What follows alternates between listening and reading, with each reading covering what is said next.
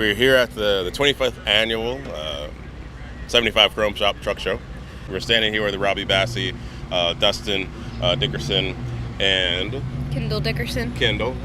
And we're looking at this great truck build. I don't think you guys had this at Matt's, did you? No. Okay. No, Chris, we were on a couple weeks short of just getting ready for Matt's. It's like any huge truck build that you do. Where do we even begin talking about some of these things in this truck? Well, first and foremost, I want to thank Robbie and Shelly for trusting DCT to build them a truck like this. You know, we had a lot of direction. We had a lot of phone conversations going into the thing, and kind of expectations of what they wanted, and then none of that happened, and we did a lot of other stuff. We created a whole new book. No, it's the name always has been Cant Stop. With that comes a little bit of inspiration with us. One thing that I try not to do is just have bullet points of what exactly we're going to do throughout the build.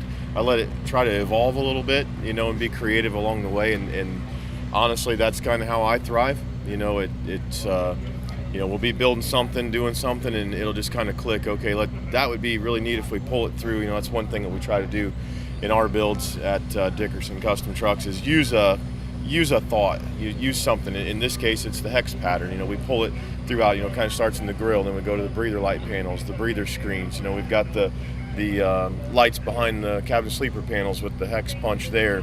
In the deck plate, there's a design between the speakers there. The fenders, we narrowed those up for the super singles and put the punch there. So we try to pull that look throughout, so it doesn't just look like splotchy stuff. It's a build. It's a whole thought.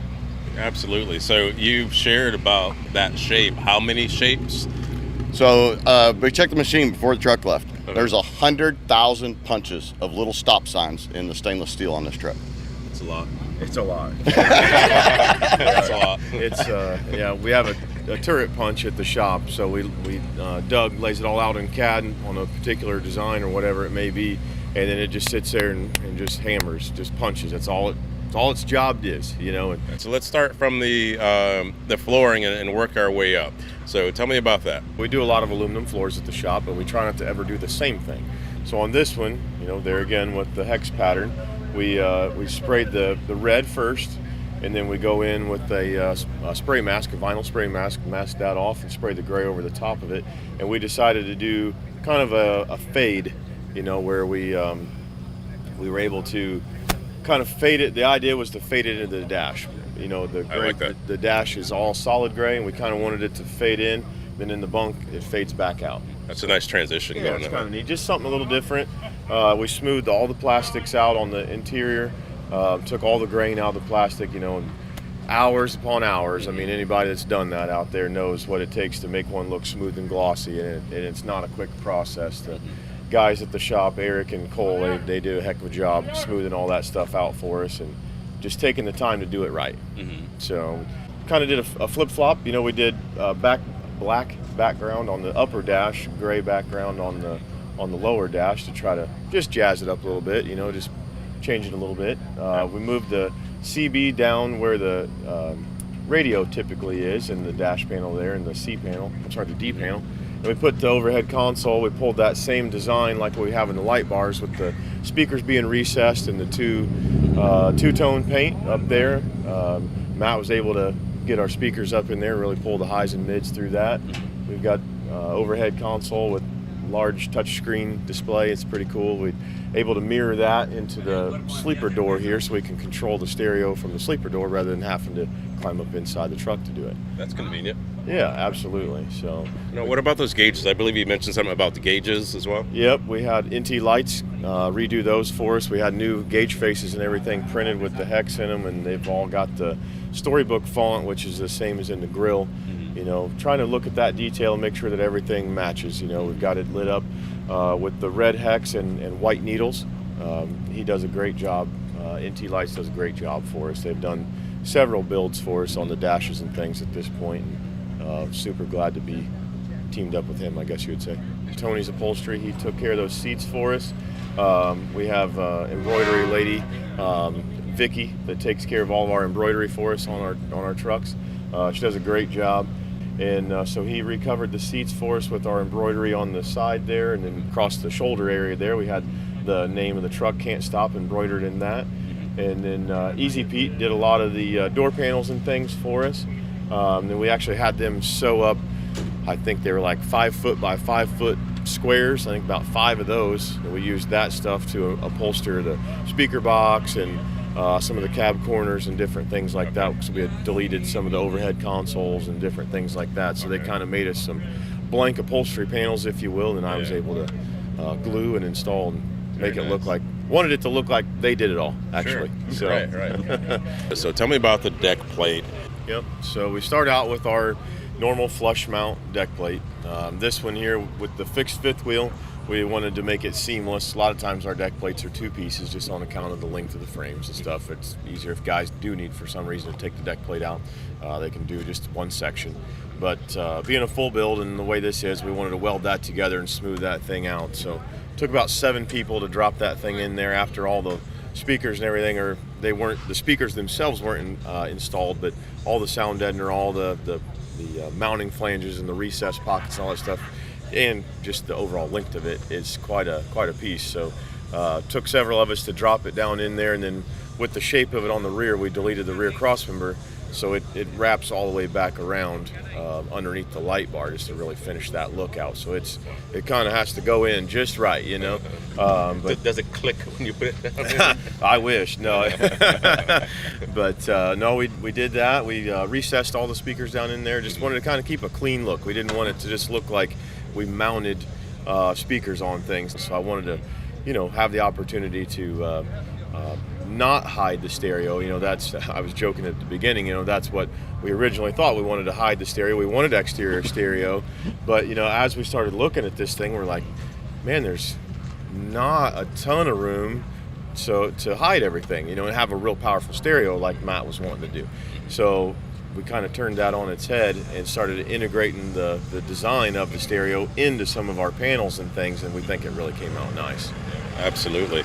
And what's your role at Dickerson Custom Trucks? I'm Kyndal Dickerson. My role really is to just like be there and help whatever it's needed, and I like to create and draw pictures of the trucks and essentially just like give them a little gift, like add a little extra to the being able to, like, I don't know, just give them their truck, and then here you go, have like a picture of your truck to go along with it, and you can have a resemblance. Sounds like icing on the cake, huh? Yeah. With sprinkles.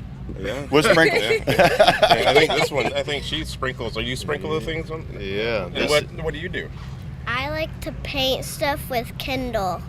Yeah. Cool. Very cool. This is Haley. She's 5 years old, and she keeps us all in line at the shop. She makes sure that nobody eats her red, white, and blue Star-Kissed ice cream at the shop. She's actively shaking her head. Yep, she'll give you the stink eye if you go for the red, white, and blue ones, won't you? And she has a scooter, little push scooter, and she will lightning fast from one end of the shop to the other end of the shop. She's keeping an eye on everybody. That's right. That's cool. Whose idea was it to bring the hexagon pattern, the stop sign pattern, onto the fenders? I mean, we all have ideas at the shop, you know, and to be honest with you, I don't know exactly who, but we all work together, and so nobody makes a cool, low, super single fender.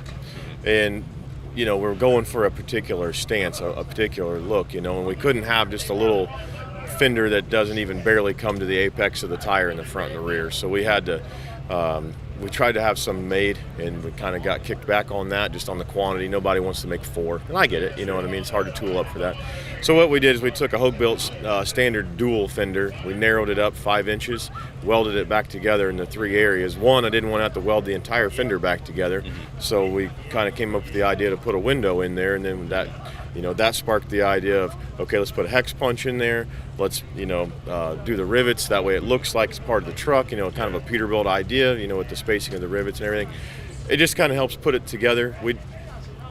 I wanted you to notice the fenders, because it hours and hours, you know what I mean? Mike at the shop, I gave him, there again, cardboard pattern, and he laid it over the fender, plasma cut it all out and ground it to fit and everything, and then tigged it back together, and then the guys did a little bit of body work, and it all comes together. But it's just, again, trying to pull a design all the way through, and having to chop the fender in half gave us the opportunity to do something that makes you say, how'd you do that? All right, so we're up here on the front end of the truck. Obviously, we're looking into the engine bay. Who wants to tell us about what we're looking at here and how this came about? What we did is we took the Cummins motor, and I didn't want to change it to the color of gray. We needed to try to have some kind of separation between the gray and the black, with everything being flat color. And so that's when we came up with the idea to let's repaint the motor. Dustin came up with the idea of let's go legendary red and put a lot of metallic in it and just really spruce it up. And I fell in love with it. I said it's a way to tie the metallic into a truck. And so we carried it a little farther, like a high-end sports car. We painted the motor that color, and then we painted, this has disc brakes all the way around. Painted all the brake calipers legendary red with metallic in it. Then we took and put the black pipes on the motor and kind of tied it in with the rest of the frame, and black, just kind of blackened it up and just kind of made everything pointing together. We also put a custom firewall on it just to clean this motor compartment up. We've got our air ride on the front end there. We went from the factory 389, or the factory Peterbilt air ride, the dual bags, and went put our air ride system on it. The factory one, we really liked the most people call it like a spring and a half. The factory 389 air ride spring is really good, but it won't let us sit quite low enough. So we put our air ride on there and got it sitting low, and then we body dropped this thing, which lowers it another 2 inches, and so it's pretty low. We even put the smaller front tires on there, and it just I agreed with Robbie. We were back and forth, and I went ahead and did it.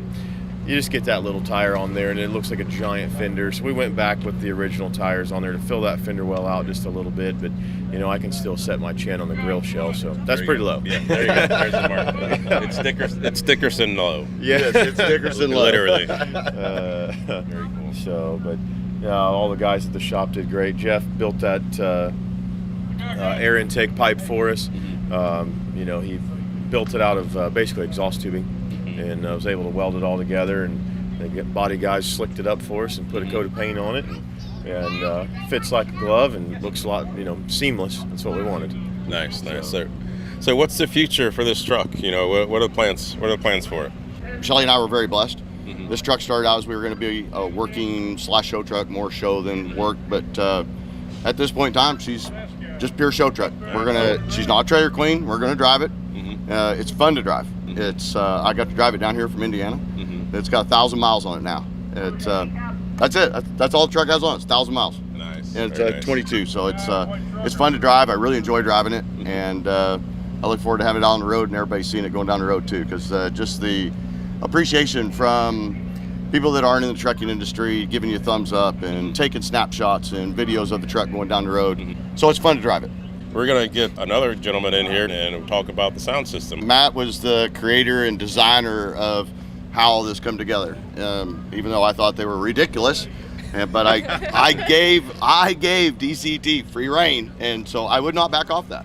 All right. It wasn't my style. I wanted it hidden, and I backed off and said no.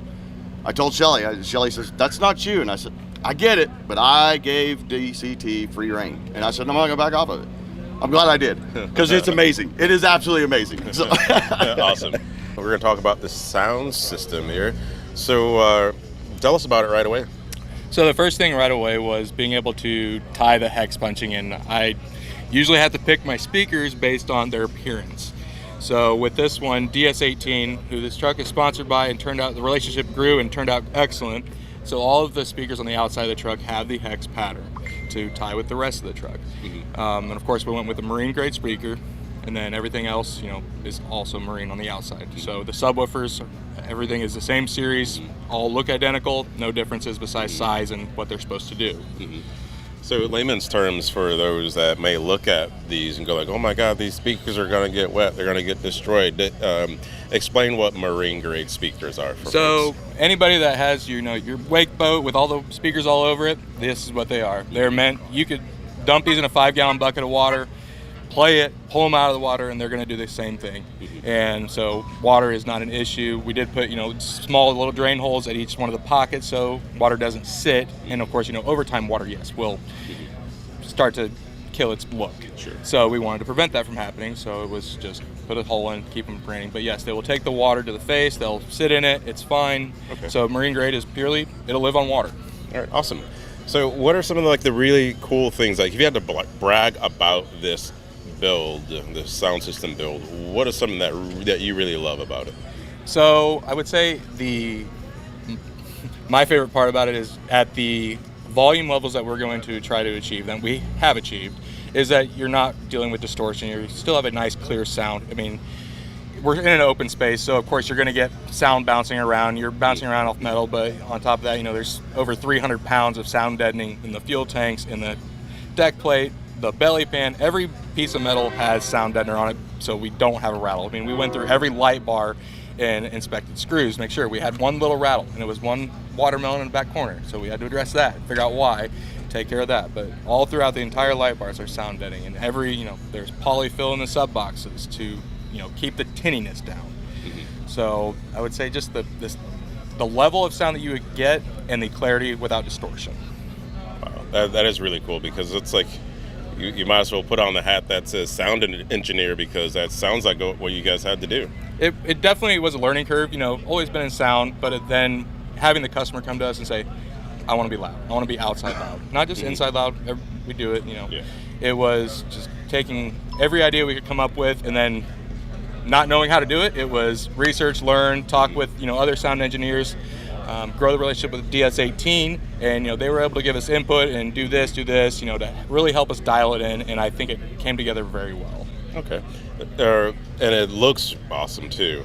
So Robbie mentioned something about the truck having its own song or something like that. So explain that. So, as you can imagine, Robbie is a good old country boy, so he likes his, George Jones. He got to have the possum and stuff. But so trying to find songs that say "Can't Stop," and in the country genre, it doesn't really exist unless we're talking about "I Can't Stop Loving Her," and that's just going to kill the mood. So we can't really stop my dog from leaving yes, me. Or exactly. Something. Keep it on the porch, can't stop it. So we really had to open our genre of what Robbie would accept, and add in other genres, some EDM, just in slight changes, some pop, some rock. We've tried to cover all the genres to really, tie it in and make it everybody happy. Pulled some of the, the transitioning EDM that was in there, because it did get a little long, and it was, you're kind of like, is it going to end?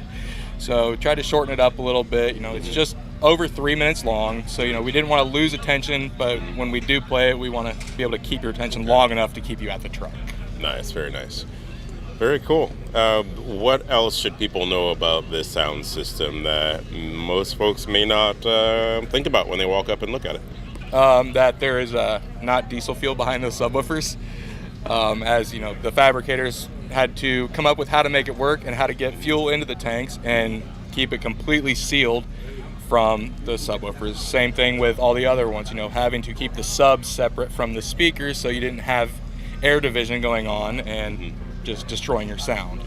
So, and then, yes, we could have gotten more bass out of it if we'd gone ported, but then we lose the reliability of the speakers on the road. Because, always introducing water on the wrong side of the speaker is never going to be good. Why this angle of placement for the speaker like this? So with the other panels, the fuel tank panel, the front drive panel, they're flat. So this sound changes as you walk around the truck. So that's why the interior had to be loud also, so you didn't lose the sound as you went around. So with the angle, it really pushes it outside the back to help combine the sound that you're getting here that's bouncing around. Okay. Matt, it's been a pleasure talking to you. And it was great talking to the other folks, and enjoy the rest of the show. Thank you very much. All right, see you.